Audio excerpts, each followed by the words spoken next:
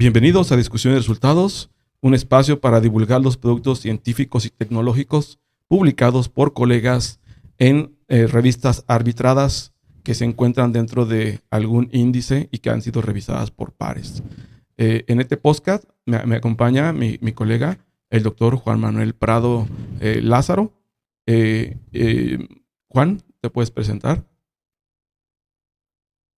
¿Qué tal, doctor? Buen día. Buen día a todos aquellos que nos ven, nos escuchan en este podcast, como bien lo menciona, que hablamos sobre revistas indizadas, de colegas propias, para ayuda para alumnos, inclusive para compañeros de laboratorio o algunas colaboraciones que vengan más adelante que pueda servir. Como bien lo mencioné, soy Juan Manuel Prado Lázaro, ingeniero en materiales, con doctorado en ciencias de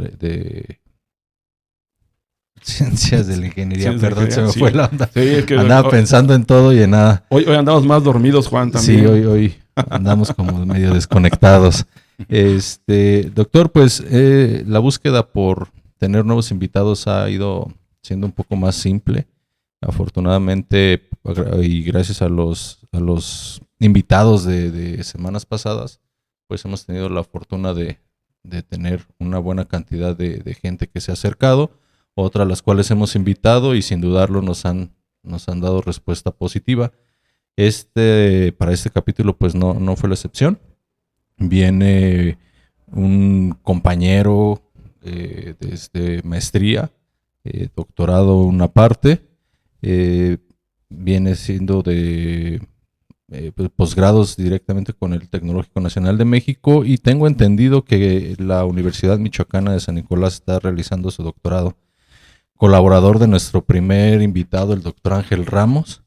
Entonces, pues si me lo permite, doctor, vamos a ver una pequeña semblanza del maestro en ciencias Fabio Antonio Ocampo Vaca. Nuestro invitado, Fabio Antonio Ocampo Vaca, es candidato a doctor en Ciencias en Ingeniería Química en la División de Estudios de Posgrado de la Facultad de Ingeniería Química de la Universidad Michoacana de San Nicolás de Hidalgo, y maestro en Ciencias en Metalurgia e Ingeniería en Materiales por el Instituto Tecnológico de Morelia, siendo su base profesional ingeniero químico de formación profesional, egresado de la Universidad Michoacana de San Nicolás de Hidalgo. A pesar de su juventud, el maestro Fabio Antonio Ocampo Vaca cuenta con experiencia laboral en el ámbito industrial y desde 2016 ha realizado actividades relacionadas con la docencia en instituciones educativas públicas y privadas. El maestro Fabio Antonio Ocampo Vaca tiene publicaciones indicadas nacionales y extranjeras. Y desde 2018 a la fecha ha participado en actividades de investigación, desarrollos tecnológicos y proyectos de innovación dentro de los programas de maestría y doctorado en la Universidad Michoacana de San Nicolás de Hidalgo y el Instituto Tecnológico de Morelia. Actualmente, la misión del maestro Fabio Antonio Ocampo Vaca es fortalecer sus capacidades científicas, humanísticas, tecnológicas y de innovación, especializándose en la simulación matemática de flujo de fluidos aplicado a la metalurgia y a procesos de combustión en ciclos químicos.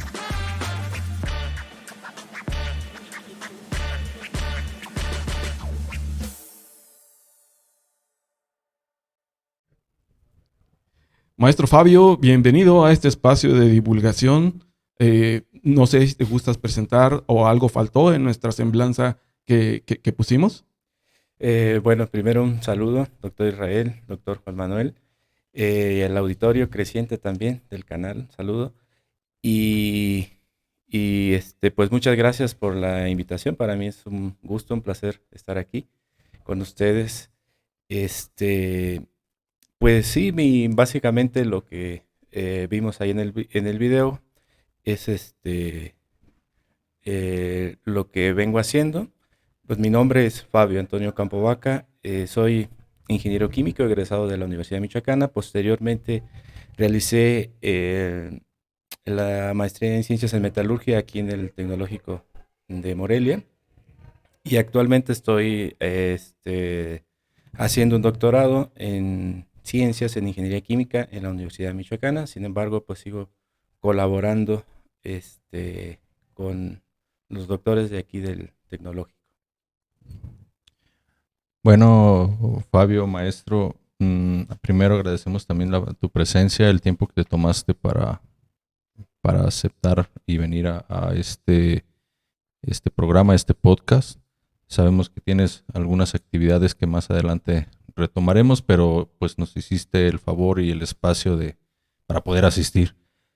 Sabemos que tu trabajo, pues obviamente en ese tipo de trabajos de artículos, pues uno no trabaja solo.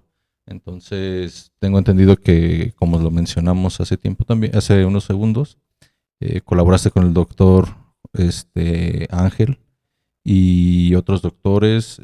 ¿Te gustaría hablarnos un poco de ese grupo de trabajo? Sí, claro. Bueno, cuando ingresé a la maestría por allá en el 2018, pues surgió la posibilidad de trabajar en un tema de simulación matemática de flujo de fluidos, que es el que vamos a hablar ahorita. Y este tema lo propusieron el grupo de trabajo del doctor José Ángel Ramos Banderas, que fue el primer invitado, me parece, ¿verdad? Sí, así es. Junto con el doctor Constantin, y básicamente ellos fueron el doctor Constantin, mi asesor, y el doctor Ángel, mi coasesor del proyecto de la maestría. Además, el grupo también está conformado por algunos otros doctores, como el doctor Enrique Torres, la doctora Nancy, y en fin, por ahí el ingeniero López Oria, que también apoya cuando hay casos de fundición y cosas así. Más o menos es el grupo de trabajo con el que pues yo ahí estuve colaborando y con el que todavía actualmente, aunque estoy inscrito en la Michoacana, pero estamos como trabajando como en un, ¿cómo podría llamarse? Un convenio o no sé. Convenio, sí, así es. Sí, entre la Michoacana y aquí el TEC. Excelente, maestro. Bueno, pues antes de empezar a hablar un poquito del tema, primero que nada, felicidades porque sabemos que el artículo salió este año, en enero, tengo entendido, en la revista Steel Research International. Entonces, para darle un poquito a la introducción, ¿por qué esta revista? Sí, bueno, pues muchas gracias por la felicitación. Efectivamente, se publicó apenas en enero y digamos que es como la cereza del pastel de todo el trabajo previo de la maestría. Y se eligió porque dentro del grupo de trabajo, esta revista es de las en las que más se suele publicar, junto con algunas otras como Metals o el ISIG. Algunas otras, pero son las que más se suele publicar ahí, básicamente porque se tratan ahí temas relacionados con la metalurgia, con la acería, que son los temas que se desarrollan en el grupo. Y algo muy importante también son revistas, bueno, en este caso el Steel Research es una revista indizada, que eso es importante, que deba estar indizada, y el factor de impacto de la revista pues también no es malo. Bueno, maestro, pues sí, como tú dijiste, vamos a hablar de tu paper, la cereza del pastel, tal cual lo mencionas. Este paper que vamos a hablar el día de hoy lleva por título Effect of Ladle Throat Blockage on Flow Dynamics and Cleanliness of Steel in Coupled Ladle Throat Thunder System, como tal lo dijo el doctor Juan, publicado en la revista Steel Research International. Bueno, maestro, mira, la dinámica que hemos estado manejando nosotros, el doctor Juan y yo, es de que primeramente tratamos de explicar a la audiencia lo que entendimos de tu paper, a tratar de hacer un resumen de lo que entendimos en tu paper.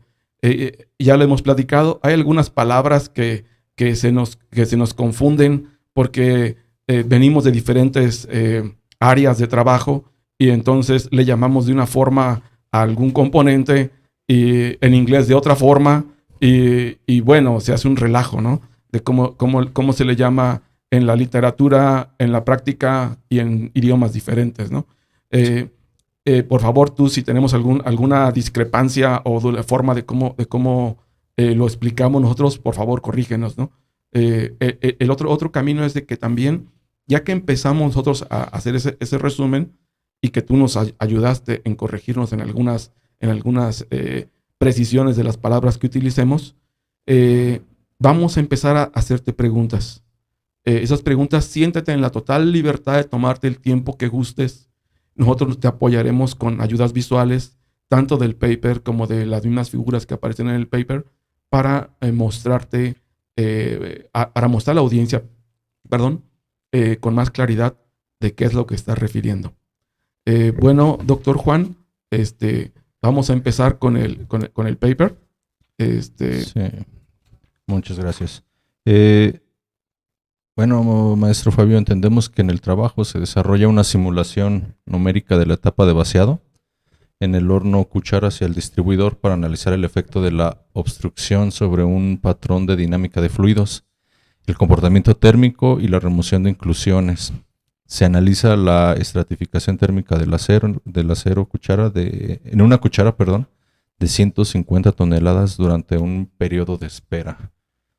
Bueno, posteriormente ustedes realizan o se simula que se realiza el vaciado de la cuchara a un distribuidor de 2 hilos y consideran la temperatura promedio al final del tiempo de espera. Para esto hacen 2 consideraciones. La primera es total libre de obstrucciones y la segunda es parcialmente obstruida. Finalmente se añaden partículas de alúmina al distribuidor una vez que se alcanza el estado cuasi estable y sus trayectorias se simulan utilizando el modelo de fase discreta. La temperatura del acero durante el proceso de vaciado se compara con mediciones de temperatura reportadas por el proceso industrial, mostrando una disminución de 0.5 Kelvin por minuto. Pues ya en sus resultados se muestra que la obstrucción tiene poca influencia en la estructura dinámica de los fluidos justamente en la cuchara. Sin embargo, se modifica completamente la dinámica de fluidos y la distribución de temperatura del distribuidor, donde se disminuye la eficiencia para eliminar las inclusiones hasta un 25%. Bueno, con esto, maestro, ya hicimos nosotros un resumen de qué fue lo que entendimos de tu trabajo. Por favor, tú puedes empezar a hacer las respuestas sobre este trabajo de la manera libre como tú gustes. Pero bueno, nos interesaría primero, antes de hacerte preguntas, que tú nos pusieras en contexto de cuál fue la motivación de tu trabajo. ¿Qué fue lo que a ti y a los demás los llevó a realizar esta investigación?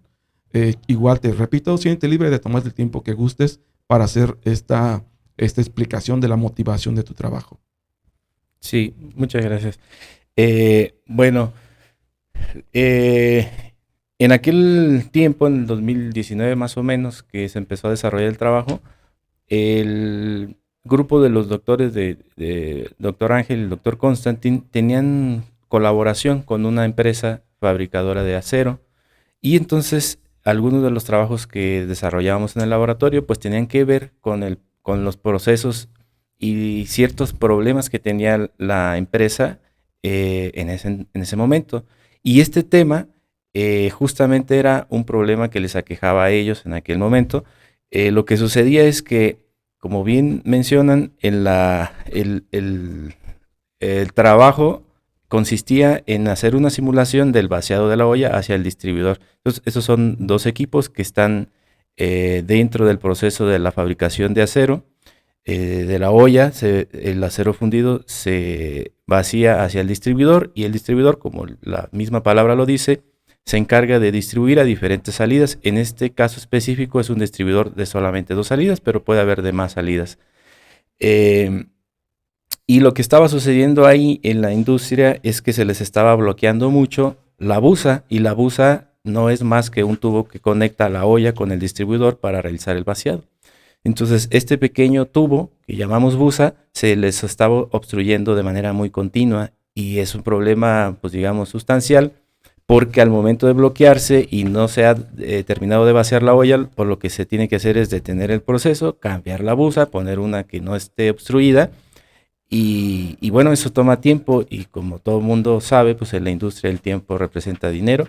Además de que si se tardaba mucho el proceso del cambio de la busa, el acero en la olla podría enfriarse, y entonces habría que también recalentarse, y eso implicaba pues grandes gastos. Ese es el motivo, digamos, la justificación de hacer este estudio.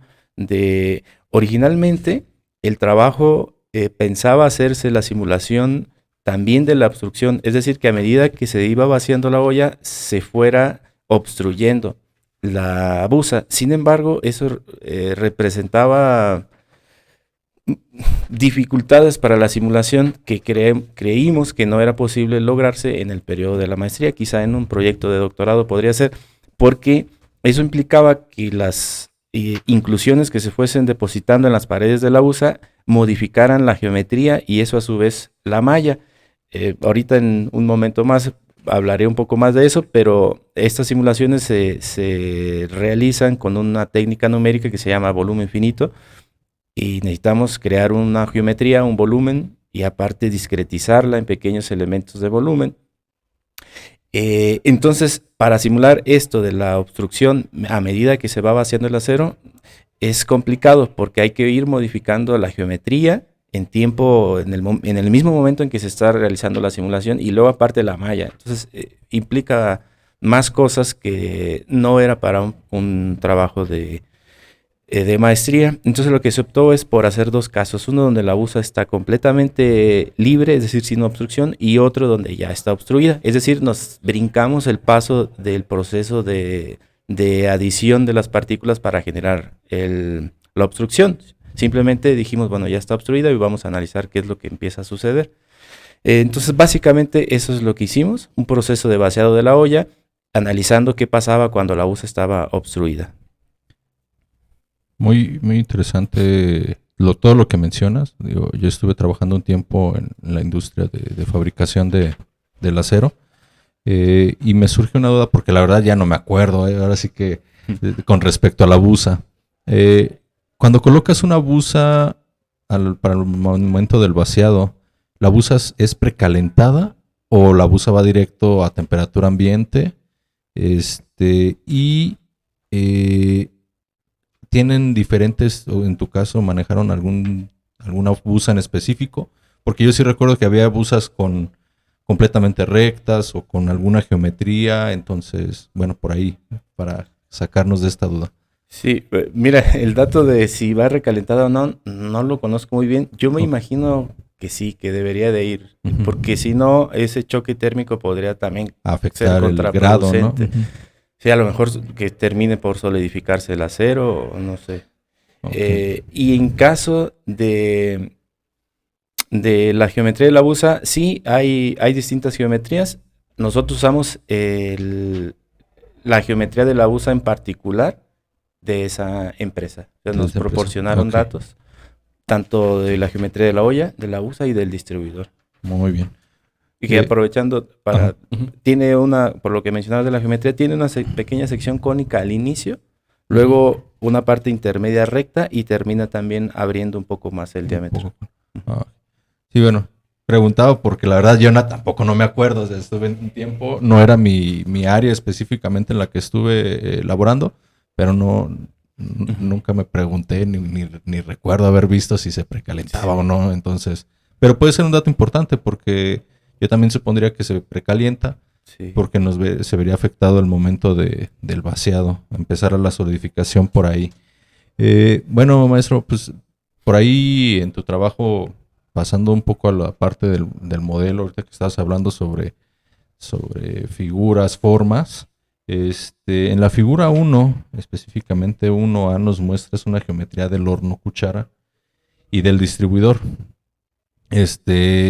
Como es en tu caso de estudio, y la figura 2B, las partes del mismo, pero ya con algunas medidas y lo que ocurre realmente en esta parte. ¿Nos puedes decir qué es lo que ocurre exactamente en esta parte del horno cuchara distribuidor? Sí, pues bueno, básicamente lo que sucede pues es el vaciar el acero líquido que viene de la olla o del horno olla y pues pasa hacia el distribuidor, ¿no? Y después de ahí ya se va a los moldes de colada continua donde empieza a solidificar el acero. Es pues básicamente lo que nosotros simulamos ahí y la geometría que estamos usando. Por ahí en la imagen aparecen las medidas, pues es una olla, me parece que son como alrededor de 4 metros de alto y un diámetro de alrededor de 3 metros. También es como una sección cónica porque el diámetro superior es un poco más amplio que el diámetro inferior. Y en la otra parte de la imagen, la figura B, la figura 1B, ahí están mostrados, me parece que las condiciones de frontera, que hay pérdidas de calor por las paredes, que tenemos una entrada de presión por la parte superior. Eso significaría que es equivalente a decir que está abierto o expuesto a la atmósfera. Ujú. También aparecen ahí la región que es el acero en la olla. Aparece una región donde es el acero. Encima del acero tenemos una capa de escoria. En este caso me parece que fueron alrededor de 10 centímetros del espesor de la escoria. Y encima de la escoria está el aire. Y después esa condición de frontera que mencionaba hace un momento. En la parte inferior tenemos acero. Ahí ya no se simuló que estaba la escoria, ni la capa de escoria, ni la parte del aire. Solamente el acero para evitar algunas complicaciones que teníamos con la simulación. Decidimos únicamente poner la fase del acero. Bueno, maestro, fíjate que aprovechando la misma figura, allí en esa figura nos interesa también conocer, tienes algunos planos que mostraste para hacer tu análisis, y también ya te adelantaste un poquito y nos hablaste sobre las condiciones fronteras como la zona de la escoria y cosas así. ¿Nos puedes hablar de por qué utilizaste esos planos en el tu modelo y también de el mallado que manejaste? Sí, bueno, primero quisiera hacer mención también de la parte de la figura 1C, que es donde están justamente las geometrías de las busas. La primera, que está en la parte de la derecha, es la busa sin la obstrucción. Se ve la sección, digamos, central, se ve recta, mientras que la que está a la derecha, esa busa tiene reducciones en el diámetro, que simulan la obstrucción. Y hay dos secciones que están obstruidas. La que está un poco más arriba tiene una obstrucción o una reducción del diámetro pues menor, y se alcanza a ver en la parte sombreada, ahí al ladito de la busa hay una imagen de sección transversal, de un corte de sección transversal, y lo que está sombreado pues representa la parte bloqueada. Un poco más abajo de esa reducción del diámetro está una reducción más importante, que es casi o un poquito mayor del 50%. Allá a ojo de buen cubero se puede apreciar que es como la mitad más o menos que está bloqueada la busa. Y por ahí más abajo hay una imagen donde está una busa real que nos proporcionó la industria, y a partir de esa nosotros tratamos de recrear, porque en realidad era muy difícil recrear esa geometría, pero pues ahí hicimos algunas mediciones y vimos qué porcentaje de reducción del diámetro se estaba llevando a cabo en esa busa que nos prestaron. Y bueno, con respecto a los planos, hay 3 planos de análisis. Hay un plano que corta a la olla justo a la mitad, que es el plano, me parece que es el que se ve como negro. Ese plano corta la olla a la mitad, pero también corta la busa y una parte del distribuidor, de manera transversal en el caso del distribuidor. Luego está un plano que corta a la mitad de manera longitudinal al distribuidor. Ese es el plano B, me parece. No recuerdo qué letras le puse, pero es el que corta de manera longitudinal al distribuidor y también corta a la busa por la parte central y a una sección de la olla. Okay. Y el plano C es el plano que está justo en el fondo de la olla. Ese nos sirvió para hacer un análisis para ver qué tipo de succión había al momento de terminar el vaciado, si se generaba una vorticidad o solamente una succión recta, y con ese plano pues ahí podíamos analizar esa información. Ok, bueno, ya vamos a entender un poquito más. Entonces, tus planos que hiciste fue para hacer, digamos que el plano vertical es para hacer un análisis axisimétrico de la longitud de la busa, y el otro plano horizontal es el análisis axisimétrico la sección transversal de la busa y finalmente un plano de detalle para ver las turbulencias generadas en la parte de abajo.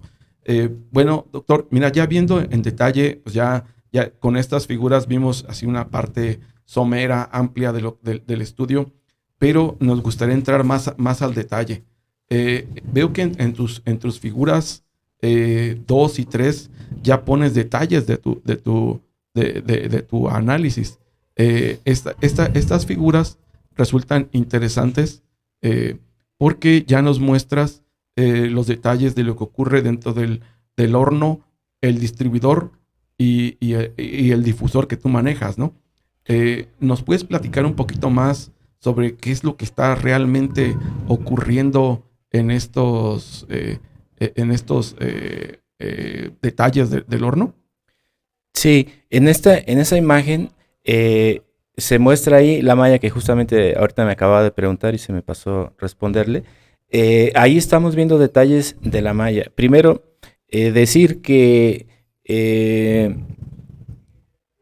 esta simulación se utiliza un software y este software a su vez utiliza una técnica numérica. Esta técnica numérica se llama volumen finito, como mencionaba anteriormente, y lo que básicamente hace es dividir toda la geometría, que llamamos dominio matemático, es decir, es donde se resuelven los modelos matemáticos dentro de esa geometría, y los divide en pequeñas secciones que le llamamos elemento de volumen. Discretización del volumen comúnmente se le suele llamar malla, y pues es fundamental para poder realizar la simulación. Y ahí se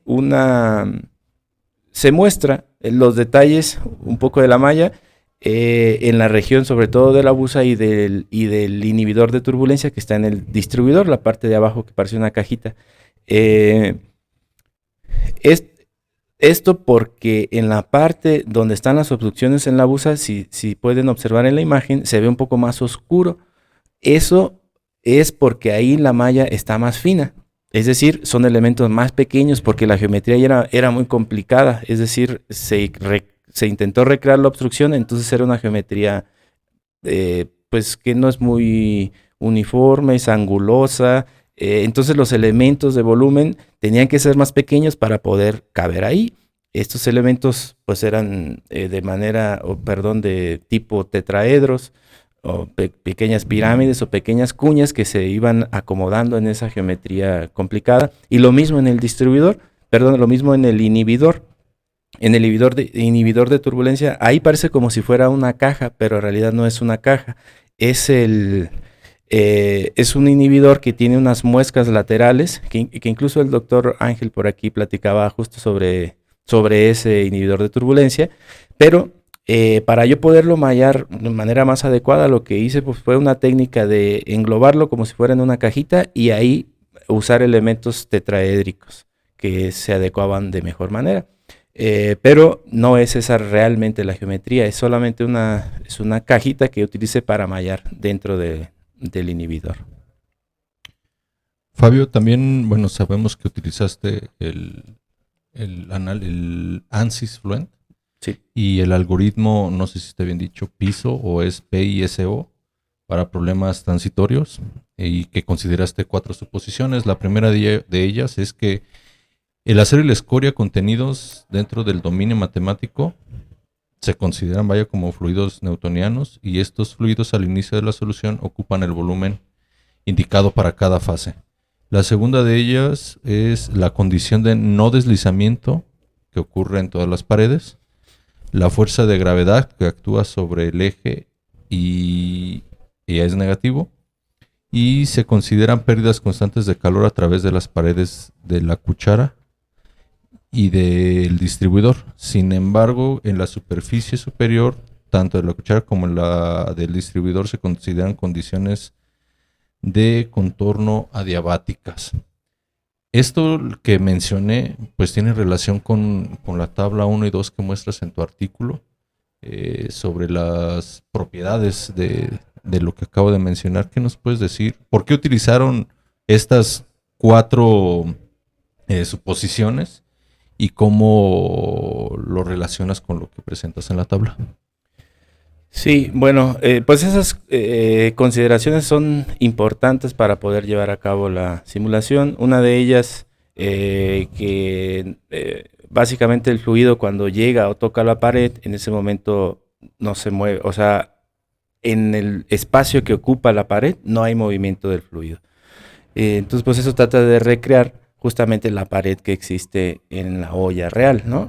Justamente a la altura de la pared, ahí no hay movimiento del fluido y es lo que se considera ahí en ese punto. Lo otro es la gravedad, pues que indique simplemente hacia abajo para que se pueda vaciar la olla. Por ahí fluido newtoniano, pues que la viscosidad se mantenga constante a lo largo del tiempo. Y ya se me fue qué otra consideración era. La gravedad y las pérdidas de calor. Las pérdidas de calor, eso es muy importante porque el efecto térmico pues sí puede modificar la fluidodinámica, entonces debe de considerarse sí o sí, porque es un tema importante en esta industria donde se manejan altas temperaturas, pues los procesos de transferencia de calor deben de considerarse. Entonces la olla evidentemente que pierde calor, no me dejarás mentir, doctor Juan Manuel, que donde están estos procesos hace un calor impresionante. Oh. Entonces hay pérdidas de calor que deben de considerarse. Y luego las tablas, en la primera tabla se muestran las propiedades físicas, pues que son datos que sí o sí se necesitan, como la densidad, la viscosidad, la conductividad térmica, el CP, y están también ahí reportados las tensiones superficiales, porque estamos en un caso de simulación multifásico, es decir, hay 3 fases, en este caso la fase del acero, la escoria y el aire se manejan como fases distintas. Entonces una está encima de la otra y debe de considerarse las tensiones superficiales. Ok. Bueno, muchísimas gracias por tus comentarios, doctor. Pero fíjate que también estamos viendo sobre la densidad y la dependencia que maneja ya en tu modelo numérico, en tu modelo de volúmenes finitos. ¿Nos puedes hablar sobre la simulación en detalle, ¿no? Las mallas que utilizaste, que manejaste diferentes números para las mallas y que tu estudio muestras unas gráficas de dependencia también. Me resultaría interesante que nos platicaras sobre la dependencia que encontraste en tus mallas. Sí, bueno, se le suele decir como análisis de sensibilidad de malla, como lo que estamos haciendo es realizar un método numérico que nos da una aproximación a la solución de las ecuaciones que gobiernan a la dinámica de flujo de fluidos en la actualidad. También son conocidas como ecuaciones de Navier-Stokes. Estas ecuaciones no tienen una solución analítica todavía, incluso están en la lista de los problemas matemáticos del milenio, ahí uno los puede encontrar, porque no existe una solución analítica. Entonces, ¿qué es lo que se puede hacer? Pues utilizar un método numérico para aproximarnos a la solución. Eso sí se puede hacer. Es un método iterativo donde las computadoras pues adquieren gran relevancia porque lo que saben hacer las computadoras es hacer muchos cálculos en poco tiempo, ¿no? Y es lo que se ocupa. Pero llega un problema, ¿no? Porque las mallas, como había dicho, son fundamentales para realizar estos casos de simulación, porque hay que resolver todos los modelos matemáticos que se vayan a usar en cada elemento del volumen. Eso significa que entonces los resultados pueden tener cierta dependencia con el número de elementos que tiene la malla.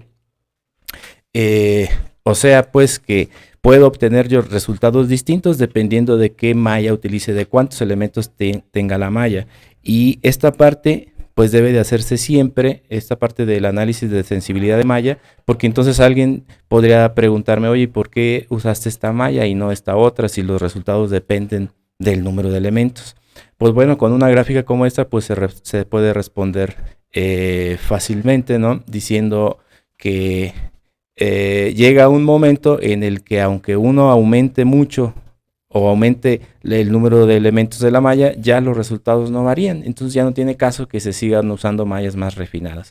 Entonces eso es lo que busca hacer este análisis de sensibilidad de malla, encontrar un número de elementos donde, aunque ya los aumente, los resultados ya no se van a ver afectados por el número de los elementos. En este caso, me parece que por ahí tres mallas, una de 500 y tantos mil elementos, o 600 y tantos mil, una de 990 y tantos mil, y una de 1.300.000, por ahí, más o menos, ya no recuerdo muy bien.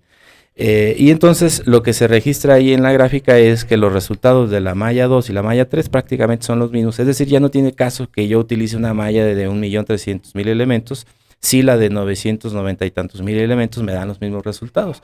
¿Qué significa? Pues que voy a usar menos elementos y eso a su vez repercute en que necesito menos capacidad computacional para realizar los cálculos. Sí, es por ahí las veces que me he dado vueltas al laboratorio, que lo escucho hablar, sí escucho que es menos tiempo, que luego se quedan días las máquinas trabajando, ¿no? Sí. Entonces sí es un poco lento hasta cierto punto, se puede decir que es lento esta parte.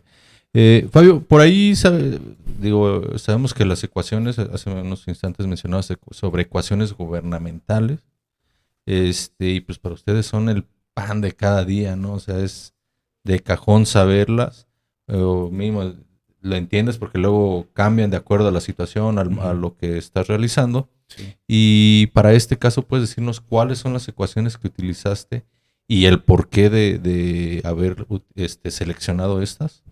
Sí.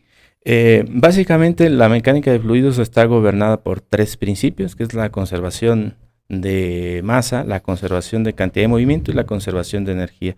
Esos son los tres principios regentes. La primera ecuación, la de conservación de masa en el elemento de volumen, se conoce también como ecuación de continuidad. La otra, pues, la ecuación de conservación de cantidad de movimiento, establece el cumplimiento de la segunda ley de Newton en el elemento de volumen. Y estas dos ecuaciones son las que conforman el set de ecuaciones denominado de Navier-Stokes. Y luego tenemos la ecuación de energía, que también es importante cuando nosotros queremos simular los procesos de transferencia de calor. Esta ecuación contempla el fenómeno de convección y de conducción, no contempla el fenómeno de radiación. Para el fenómeno de radiación habría que utilizarse otro modelo, pero en el caso de este trabajo no se utilizó la radiación, solamente se simularon los fenómenos de conducción y de convección dentro del dominio matemático. Además de estas ecuaciones, que son el principio regente de la dinámica de fluidos, pues se robustece más el modelo añadiendo otras ecuaciones para describir la turbulencia. Este fenómeno de la turbulencia, la verdad es que es complejo de poder simular y puede ser simulado, digamos, muy precisamente, de manera muy precisa o un poco más, o no tan preciso, ¿no? Vamos a llamarlo así. Es decir, cuando hay modelos que pueden simular los pequeños remolinos a escalas pequeñas, pero eso implicaría mallas muy, muy grandes de millones de elementos, 10 millones, 20 millones, no sé, qué sé yo. Una cosa muy grande que ya hace que en nuestro caso, en nuestro laboratorio, ya no lo podamos hacer. Sin embargo, hay modelos que son un poco más factibles de realizar, son modelos de dos ecuaciones, como el caso del que yo estoy usando, que fue el modelo de turbulencia K omega. Y este modelo pues se ha utilizado ya muchas veces, sobre todo en estos simulaciones relacionadas con el acero y la metalurgia, la acería. Entonces están ya muy validados, aunque no son, digamos, lo mejor, pues hacen buenas aproximaciones del fenómeno. Y finalmente utilizamos también un modelo de fase discreta para seguir la trayectoria de las inclusiones, que ahí se mencionaba que eran de alúmina. Entonces para ello utilizamos un modelo de fase discreta. Este modelo hace un balance de las fuerzas que actúan sobre la partícula y en función de ese balance de fuerzas se genera la trayectoria de las partículas.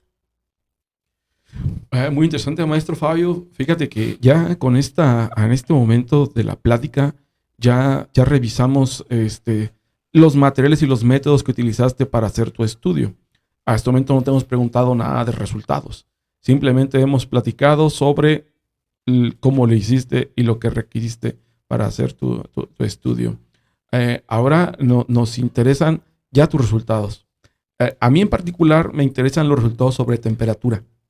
Veo ahí que tienes en 2 figuras donde muestras el comportamiento de la temperatura dentro de la olla y la otra, las variaciones de la temperatura en el perfil de la temperatura.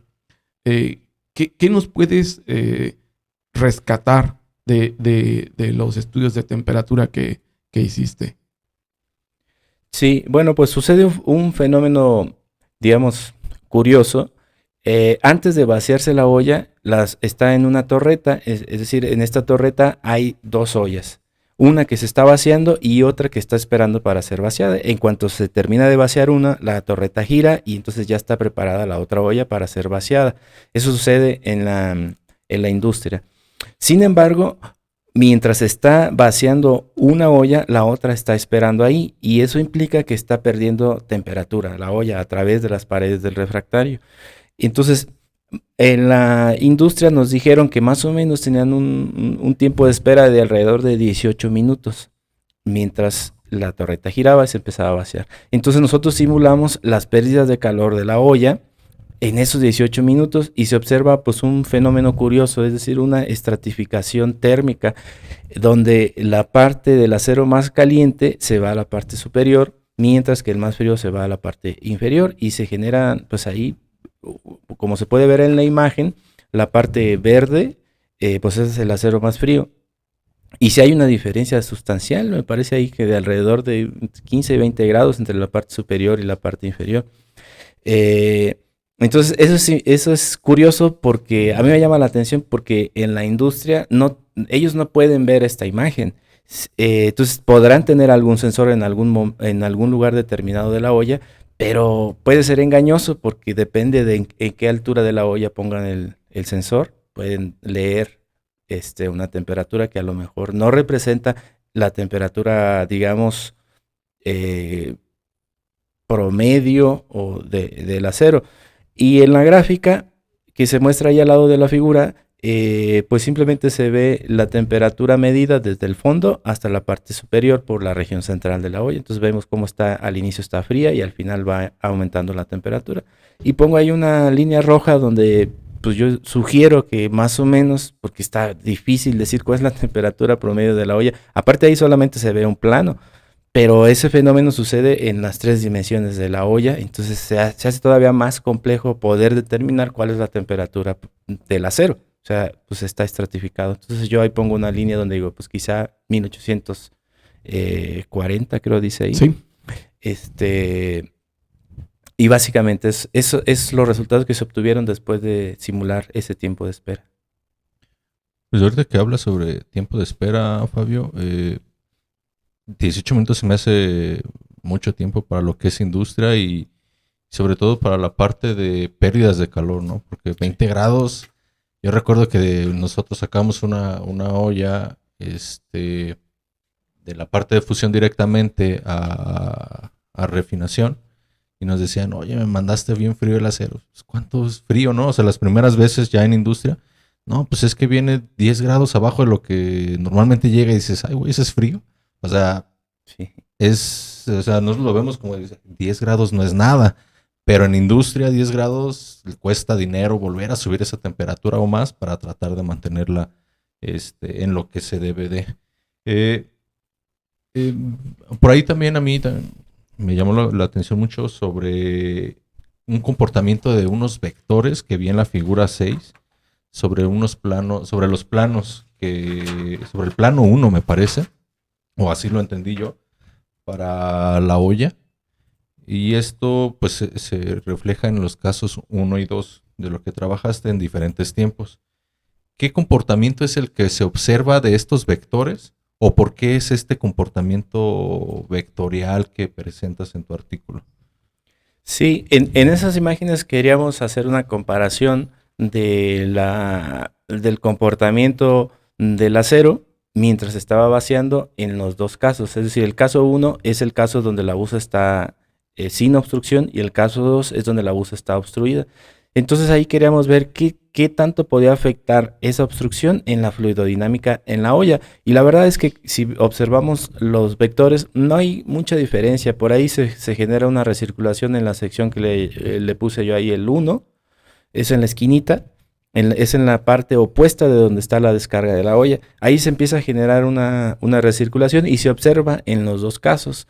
Luego, quizá alguna diferencia existe en la región que tiene el número 2, que sí se aprecia una circulación bien desarrollada en el caso 1 y en el caso 2 no se alcanza a ver bien esa recirculación como tal, pero sí hay un desorden de los vectores, es decir, el acero no está muy bien alineado hacia la descarga. Entonces, en los dos se genera un comportamiento similar y varía un poco el momento final, digamos, cuando terminamos la simulación.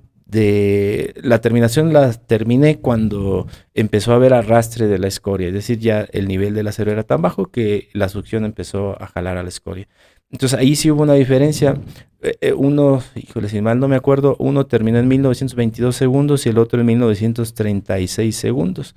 Entonces el que tardó más fue el de la busa que estaba obstruida. Es la única diferencia, sin embargo, en el patrón fluidodinámico poco varió ahí. Ok, bueno, fíjate que ya hablando de la fluidodinámica, de cómo se están comportando los movimientos del acero, a mí me resulta interesante que veo un comportamiento de zigzag en una de tus simulaciones. Justamente es en la figura 8. No sé si me puedes platicar por qué tiene ese comportamiento de zigzag. Sí, es interesante ese comportamiento. Primero, menciono que esa imagen es del caso 2, es decir, la busa está obstruida. Y en la parte de la imagen donde se ve lo más rojo, esa es una imagen de un contorno de velocidad. Es decir, ahí es donde encontramos velocidades más altas y es donde está la reducción del diámetro. Entonces es lo que se podía esperar, ¿no? Además, después de que atraviesan la reducción más importante, que es la de alrededor del 50% de reducción del diámetro, empieza a verse como este movimiento que va hacia un lado y luego hacia el otro, y es generado justamente por la obstrucción.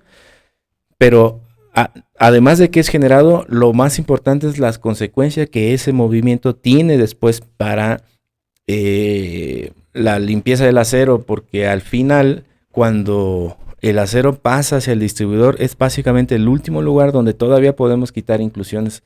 Entonces, la manera en que se pueden quitar o remover las inclusiones es que el acero toque a la capa de escoria estando en el distribuidor, y ahí la escoria por afinidad va a atrapar a las inclusiones no metálicas. Entonces, este comportamiento de zigzag lo que hace es que ya no pueda alcanzar el acero. Por ahí más adelante hay otras imágenes que ahorita las platicamos, pero básicamente ya no puede alcanzar a la escoria justamente por ese comportamiento, porque a diferencia cuando la busa no está obstruida, el acero golpea de manera vertical al piso del distribuidor y ahí con más fuerza es redireccionado hacia la parte de la escoria.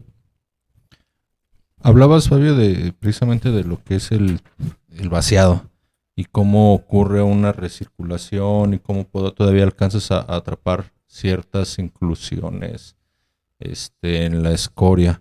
Y de hecho me llama la atención porque, como lo mencionaste, bueno, lo que acabas de mencionar, viéndolo en la figura 9, tenemos del plano A, que es creo que si no me equivoco, se le habías dicho que era el plano transversal al distribuidor. Al distribuidor. Ajá. Entonces, me queda como las dudas, ¿qué es lo que ocurre exactamente? Porque, bueno, la parte de los colores y las temperaturas está bien, pero ¿qué ocurre realmente con la parte del vaciado? Ahí se puede ver un fenómeno interesante también, que la descarga de la olla no está en el centro de la olla, entonces se genera un vaciado que no es, digamos, ¿cómo podría decirse? No sé si el término sea correcto, pero no es equitativo. Es decir, el acero que está justo encima del agujero de descarga de la olla, pues más rápido encuentra la salida, y sin embargo el que está justo del lado opuesto de la descarga, pues tiene que recorrer más espacio en la olla para llegar a la salida. Lo que sucede es que como tarda más en salir, se va enfriando más porque hay pérdidas de calor por el fondo de la olla y también por las paredes. Y entonces en esa imagen se puede ver como del lado izquierdo, que es el lado opuesto a la descarga, hay un mayor enfriamiento en la parte inferior de la olla. Y cuando entra el acero a la descarga, es decir, a la busa, la parte que está pegada a la derecha está más caliente y la parte que está un poco pegada a la izquierda está un poco más fría. Y eso se ve también en algunas imágenes en el distribuidor, donde la mitad se ve un poquito más caliente y la mitad de la derecha y la mitad de la izquierda se ve un poquito más fría. Y bueno, pues eso no es tan deseable, porque lo que queremos es que exista homogeneidad térmica. Entonces, esto es un fenómeno que muchas veces nunca se considera, o casi nunca se considera. Más bien siempre se dice, bueno, pues entra más o menos una temperatura uniforme el acero, y en estos contornos se ve que no necesariamente entra una temperatura uniforme. Bueno, maestro, ya ahorita platicamos de la temperatura y platicamos de la fluidodinámica. También veo algo interesante, porque tu análisis no fue estático, sino fue transitorio, o sea, dependías del tiempo. Y vemos que a un cierto tiempo, déjame reviso, justamente a 1500 segundos, hiciste 2 casos. ¿Nos puedes platicar qué es lo que está ocurriendo en estos casos, ya ahora con dependencia del tiempo?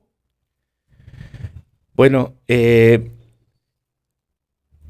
nosotros, después de desarrollar esta simulación, queríamos añadir las inclusiones, porque eso no se hace al mismo tiempo, o más bien en este trabajo no se hizo todo al mismo tiempo. Primero se desarrolló la fluidodinámica, es decir, el vaciado, sin considerar las inclusiones. Y después, cuando nosotros consideramos que ya hay un estado estable, digamos, utilizamos el término cuasi estable, porque en realidad totalmente no es estable, porque si uno deja la simulación corriendo, pues se va a acabar el acero en la olla y entonces ya no es estable. Pero llega un momento, como a la mitad del vaciado, poquito antes, incluso desde antes, donde los patrones fluidodinámicos no cambian, en realidad ya se vuelve estable todo, y en ese momento nosotros podemos aprovechar para añadir las inclusiones, y esas inclusiones pues seguirán la trayectoria del fluido y la trayectoria que resulte de hacer el balance de fuerza sobre esas partículas. Entonces añadimos unas partículas, alrededor de 1000 partículas, justo en esos momentos en el que nosotros decimos que se alcanza el estado estable.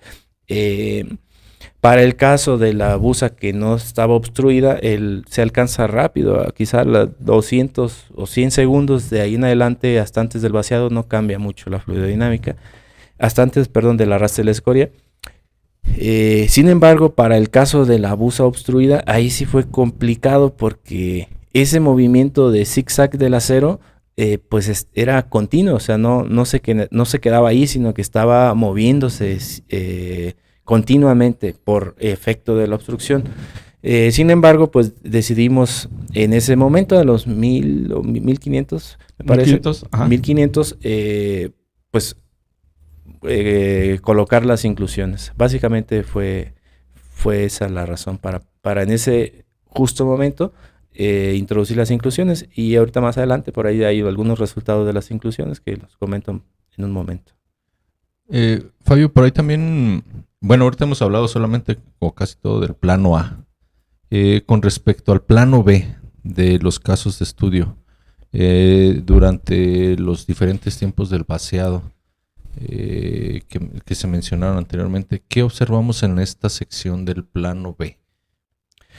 Bueno, en esta figura básicamente se muestra una imagen similar a la anterior, solamente que está en otro plano, pero lo que estamos observando es el enfriamiento igual del acero a medida que se va vaciando. Los comportamientos son a grosso modo similares, se ven los contornos térmicos, se ven similares. En ambos se muestran unas pequeñas regiones que están como de acero ahí un poco estancado en el distribuidor, en los extremos. Y eso en los vectores se aprecia, hay una recirculación, es decir, se genera una recirculación ahí en las esquinas, que también se veían en el trabajo que vino a mostrar el doctor Ángel. Ahí en las esquinas se está generando una recirculación que se queda un poco atrapado el acero, y pues básicamente es lo más interesante de esta figura. Ok, bueno, Fabio, vemos ahora que ya nos hablaste de los segundos, ya nos hablaste de los planos A y B, los resultados que obtienes en tu simulación contra lo que ocurre con los datos reales. Ahora nos interesa conocer cuál es digamos, la comparación entre lo que realmente estaba ocurriendo contra la simulación. También en cuestión de las curvas de temperatura y en el tiempo. ¿Nos puedes platicar de qué tanto hacen match la simulación con la realidad?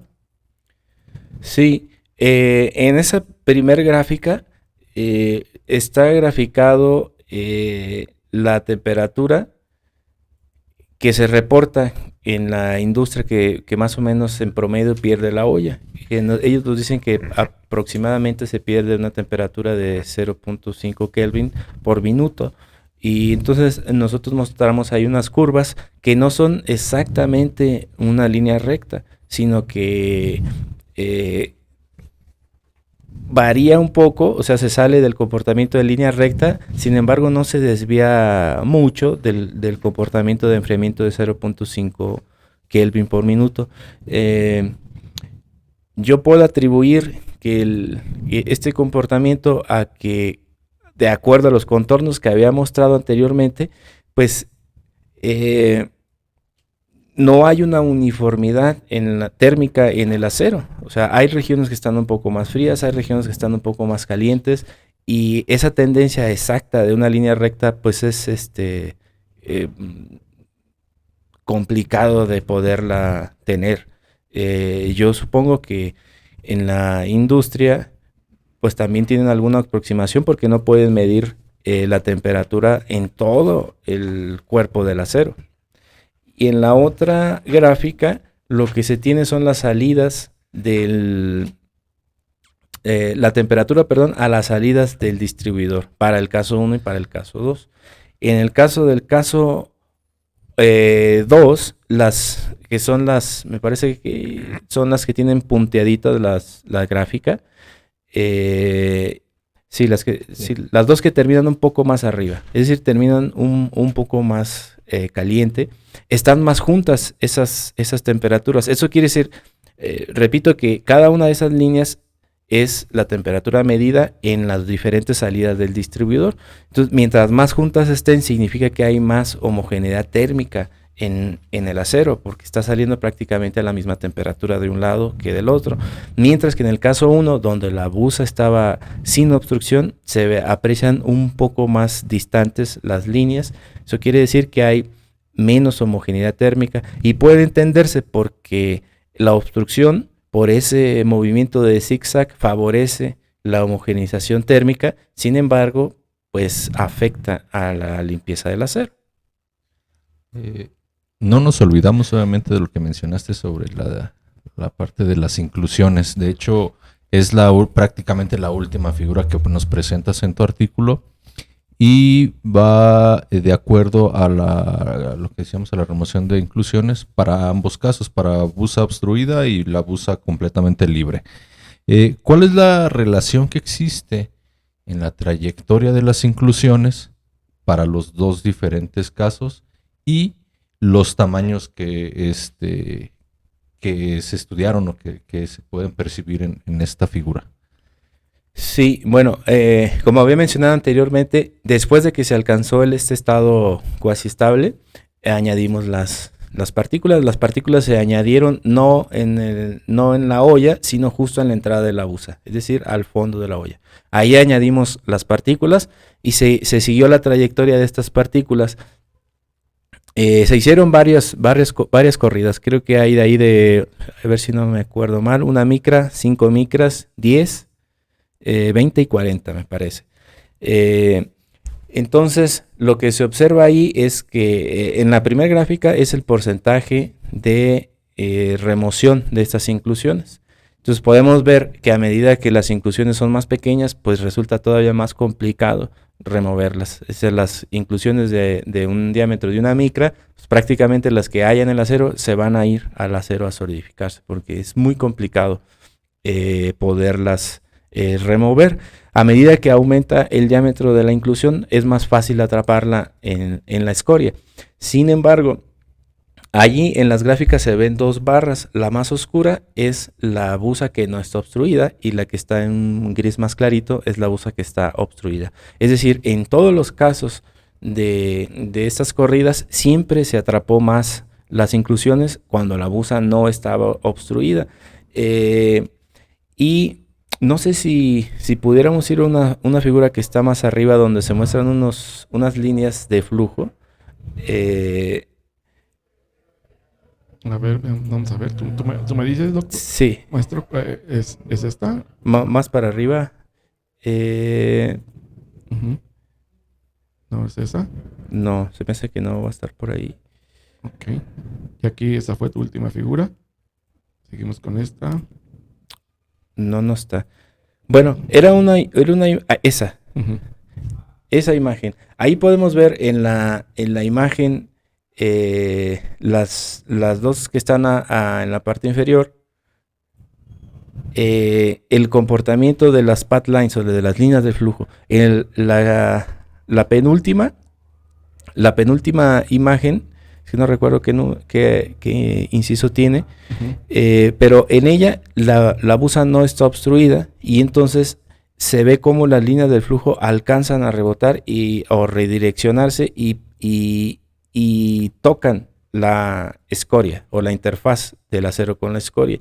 Mientras que incluso ahí hay un acercamiento en esa última figura y en esa figura vemos que ya no es simétrico el acero que es redireccionado cuando toca el fondo del distribuidor.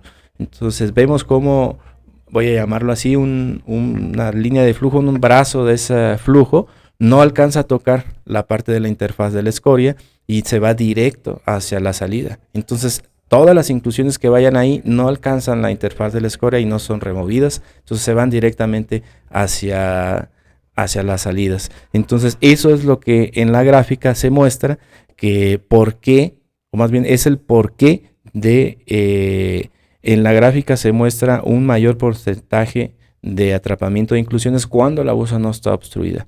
Entonces esto es importante porque si estamos trabajando con una busa que está obstruida, lo que vamos a hacer es interferir o modificar el patrón de flujo en el distribuidor y a su vez impedir que las inclusiones alcancen la interfaz con la escoria y puedan ser removidas. Maestro, pues quisiéramos seguir hablando más de la parte de la discusión. La verdad es un tema muy interesante y podemos llevarnos aquí un buen rato.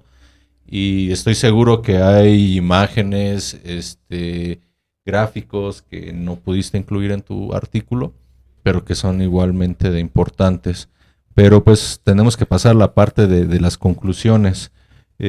Para después de todo el trabajo que hiciste, todo el trabajo computacional, de diseño, toma de datos y sobre todo la discusión con los colaboradores de este tema, pues se llega a esto que son las conclusiones. Pero ¿cuál para ti o para el grupo de trabajo, cuáles son las principales conclusiones a las que llegaron? Bueno, principalmente yo creo que una de las conclusiones importantes a las que llegamos es que debe de considerarse el sistema completo de la olla, la busa y el distribuidor, porque hay algunos trabajos donde solamente se simula el distribuidor y por ejemplo, se toma como una condición de el acero pierde tanta temperatura a tal velocidad, ¿no? o con tal rapidez. Sin embargo, con los resultados que nosotros mostramos aquí es que el acero no está completamente homogenizado, es decir, viene de una estratificación térmica y entonces no necesariamente va perdiendo como si fuese una línea recta la pérdida de la temperatura. Entonces es importante considerar que viene de la olla. Incluso en la industria estos equipos no están separados. Entonces, una de las cosas importantes de este trabajo es que considera a los dos equipos acoplados, la olla, la busa y el distribuidor. Entonces, cuando yo estuve haciendo la revisión en la literatura, la verdad es que había muy pocos trabajos. Había muchos que solamente se concentraban en la olla o muchos que solamente se concentraban en el distribuidor, a veces distribuidor y busa, pero nunca se contemplaba los dos equipos completos y acoplados. Y la realidad es que así están en las industrias y debería de tomarse en cuenta así. Entonces, básicamente, esa es una de las conclusiones importantes, que sería más completo contemplar los equipos acoplados, incluso a lo mejor también el molde. Otra conclusión importante es que al afectar la fluidodinámica en el distribuidor, se afecta demasiado en la remoción de las inclusiones. Básicamente, esa obstrucción genera ahí que se esté yendo muchas inclusiones hacia el molde. Y también es importante porque ahí en la busa hay una válvula de la descarga de la olla hacia la busa, y generalmente esas válvulas pues generan pues algo similar a como si fuese una obstrucción, porque lo que hacen es reducir el diámetro por el que pasa el acero, y esa misma válvula pues podría generar todo este movimiento del acero, estos disturbios en el patrón fluidodinámico que pueden afectar en la limpieza del acero. Yo creo que esas son las dos conclusiones más importantes del trabajo. Maestro Fabio, pues muchísimas gracias por compartir con nosotros todo tu trabajo, incluyendo las interesantes conclusiones que tienes del mismo. Con esto digamos que finalizamos la parte de discutirlo y hablar sobre tu tema específico, ¿no? Ahora nos interesaría que hables de tu persona, de qué es lo que estás investigando ahorita, en qué estás trabajando. Ya nos comentaste que estás en el doctorado en la Universidad Michoacana, pero ¿qué haces ahí en tu doctorado? ¿Cuáles son tus líneas en las que estás trabajando? A ver, platícanos un poquito más de eso. Sí, doctor, claro que sí. Pues bueno, cuando terminé la maestría, tuve la oportunidad de continuar el doctorado con estos temas de metalurgia. Sin embargo, yo tenía como un poco de inquietud por aplicar la dinámica de fluidos computacional, porque eso lo sigo haciendo, pero a otros temas. Y entonces ahora digamos que estoy trabajando en un tema que ya no está relacionado con la metalurgia. Es un tema de combustión en ciclos químicos, y básicamente es una combustión que se propone en ausencia de aire, para que obviamente hay que aportar el oxígeno con unas partículas que se pueden oxidar. Entonces son dos reactores que están interconectados. Estas partículas están dando vueltas de un reactor a otro. En un reactor se oxidan con aire, y en el otro, en un separador ciclón, se separan del aire y entran a este otro reactor, donde aportan el oxígeno que traen químicamente por la oxidación previa. Aportan el oxígeno para que un material combustible haga combustión. Entonces, ¿cuál es lo que se busca aquí? Pues que en este reactor donde se genera la combustión únicamente haya gases de combustión, es decir, CO2 y vapor de agua, y no estén mezclados con todos los gases que vienen en el aire. ¿Para qué se desea eso? Para que podamos nosotros separar el CO2, porque separar el CO2 del vapor de agua, la verdad es que ya es fácil, y más que fácil es económico. Simplemente se condensa el vapor de agua y obtenemos el CO2 casi puro, prácticamente puro, y se puede dar otro tratamiento, otro uso, mejor dicho, al CO2 El objetivo es no descargarlo a la atmósfera, es decir, no seguir generando este efecto invernadero y todos estos cambios climáticos que ya son un problema grave en la actualidad. Entonces, ese es el objetivo de la combustión en ciclos químicos, hacer una captura de CO2, seguir quemando combustibles, pero no no descargar el CO2 a la atmósfera. Fíjate, maestro, muy interesante, a mejor cosas que no conocías de mí. Yo trabajé para electrodomésticos y diseñé algunos quemadores de varios tipos para estufas, tanto la parte superior como la parte del horno. Quemadores, llamamos de una sola corona, de 2 coronas, de 3 coronas, incluso incluso hasta 4 coronas llegamos a desarrollar en Brasil, y quemadores para hornos. En México manejamos el gas LP, el gas natural. En Estados Unidos manejan el propano, el butano. En Brasil manejan algunos gases que van manufacturados, además. Entonces es un relajo con los gases que tenemos. Además de que las ciudades en México casi todas son a alturas muy grandes para la combustión, tipo, pues, aquí donde vivimos estamos en 1800. En México el promedio estamos a 1800, más o menos las ciudades importantes. México, el Bajío, es muy alto. Pero en cambio, en otros países como Brasil, todo está a nivel del mar. Estados Unidos también está a nivel del mar. Incluso si revisas en el mundo, te vas a encontrar que las grandes metrópolis están a nivel del mar, exceptuando Tokio y México. Y algunas como Lima, en Perú, está como a 3000 metros, ¿no? O sea, altísimas. Sí. Entonces, tenemos esa complejidad de que como manejamos productos de un carácter global, teníamos que considerar cómo se ajustaban las presiones. Y incluso yo de los desarrollos que hice fue inventar un Venturi fijo, un Venturi que no se mueve, y evitar tener yo un mezclador. O sea, el mezclador de gas o de la mezcla de combustión, sino dejarlo a que la atmósfera sea la misma que jale lo que tiene. Pero eso nos va a influir en la potencia del quemador. O sea que siempre va a consumirse la parte química de la mezcla adecuadamente. Lo que se va a modificar va a ser la potencia. En diferente lugar va a tener diferente potencia el quemador, pero con una mezcla adecuada para que tenga una combustión eficiente, independientemente de los gases que mezclamos, ¿no? Porque tenemos una cosa que muy antigua, y búscatela, el índice WOBI, donde podemos mezclar cosas. Incluso ese me tocó, yo trabajé para la industria de gas muchos años también, me tocó instalar algunos hornos de gas, y allí a veces teníamos el problema de que el horno era de gas natural, y llega, por ejemplo, aquí en Querétaro, las industrias vidrieras reciben el gas natural a través de tubería, pero cuando hay algún corte, llegó a haber 2 cortes importantes históricos en el Bajío de gas natural, teníamos que meter a los mismos quemadores gas LP mezclado con oxígeno, con aire en este caso, para dar la misma capacidad calorífica que el gas natural. Vamos, simular gas natural con una mezcla entre aire y gas LP para hacer los sistemas que fueron un éxito en aquel tiempo, las plantas stand-by.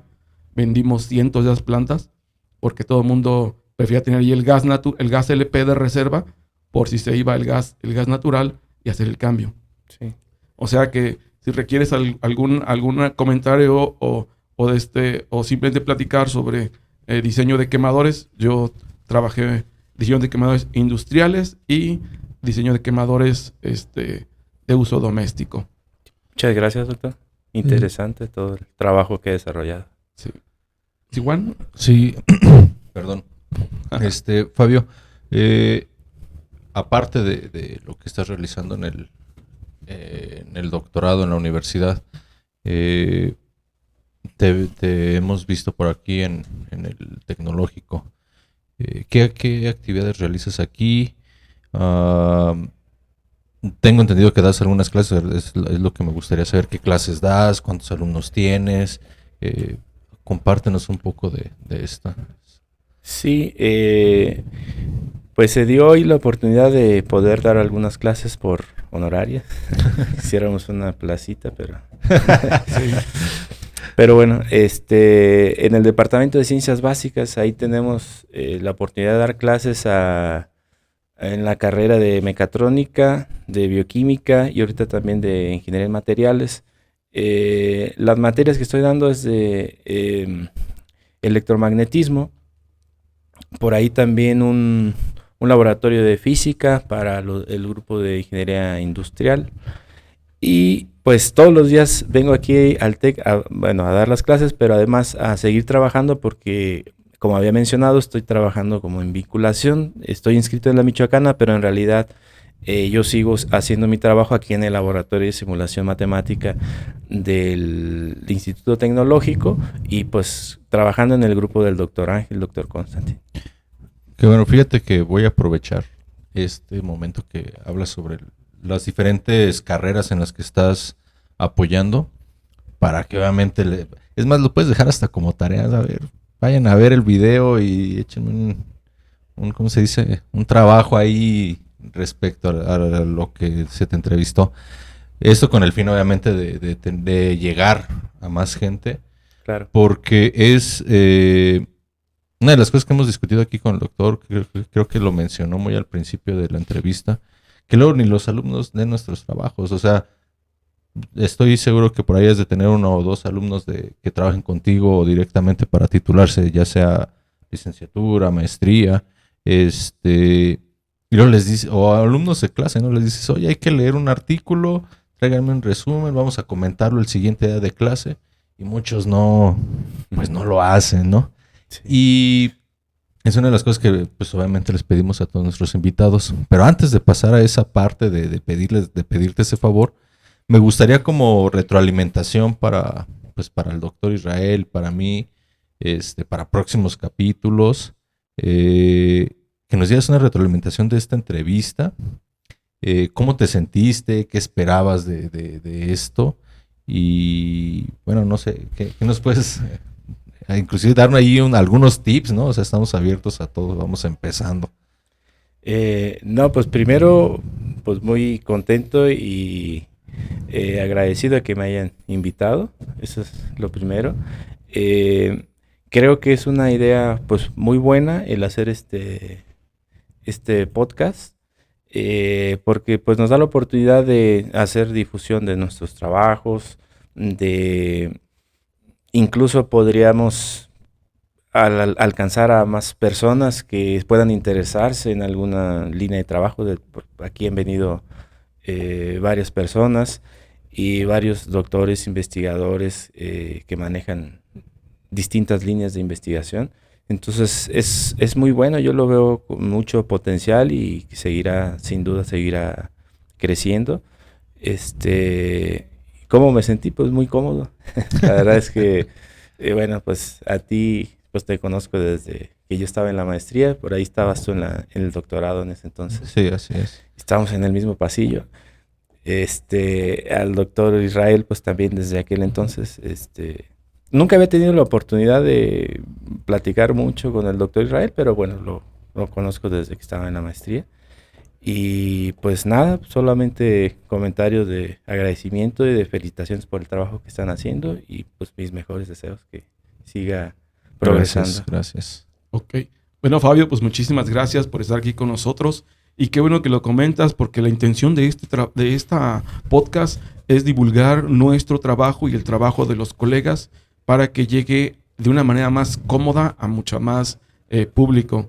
Porque como decimos en este podcast, el premio Nobel no lo dan al que publica más, sino al que citan más.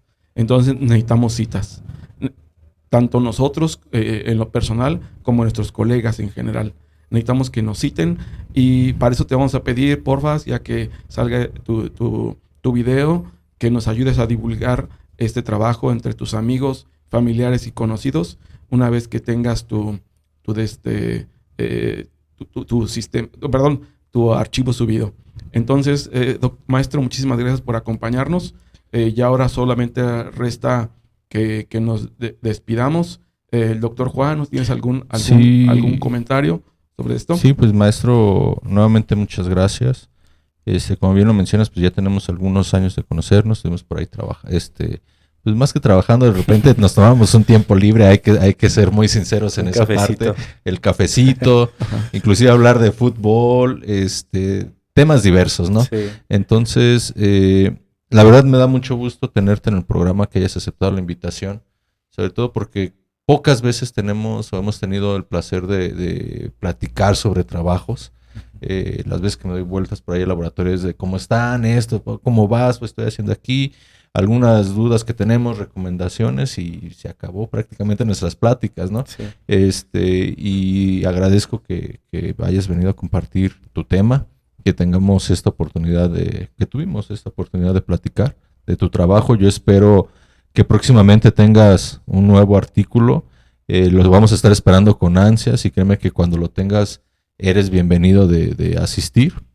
En este caso, para este artículo, pues vamos a dejar en la parte de la descripción el DOI de tu artículo, tu ResearchGate, tu ORCID, para que la gente que te ve o que nos hizo el favor de escucharnos pueda comunicarse contigo, pueda ubicarte, y esperemos que se acerque más gente a citar tu artículo, a buscarte, y que se acerque pues a buscar trabajo contigo de titulación, ¿no? Entonces, por lo mismo, como dice el doctor, pues esperamos nos pues ayudes a difundir el video, pedirle a la gente nuevamente pues que se suscriba. Semanalmente estamos subiendo capítulos nuevos, y pues nada más que agradecerte nuevamente y el tiempo que te tomaste. Muchas gracias, maestro. Bueno, al contrario. Bueno, pues muchísimas gracias por acompañarnos en este capítulo de la revisión del paper del maestro Fabio. Nos vemos, como mencionó el doctor Juan, la información sobre el DOI del artículo, el ResearchGate y el ORCID de nuestro colega se encuentran en la descripción del mismo, así como los del doctor Juan y uno propio. Muchísimas gracias. Nos vemos en el próximo capítulo de Discusión y Resultados.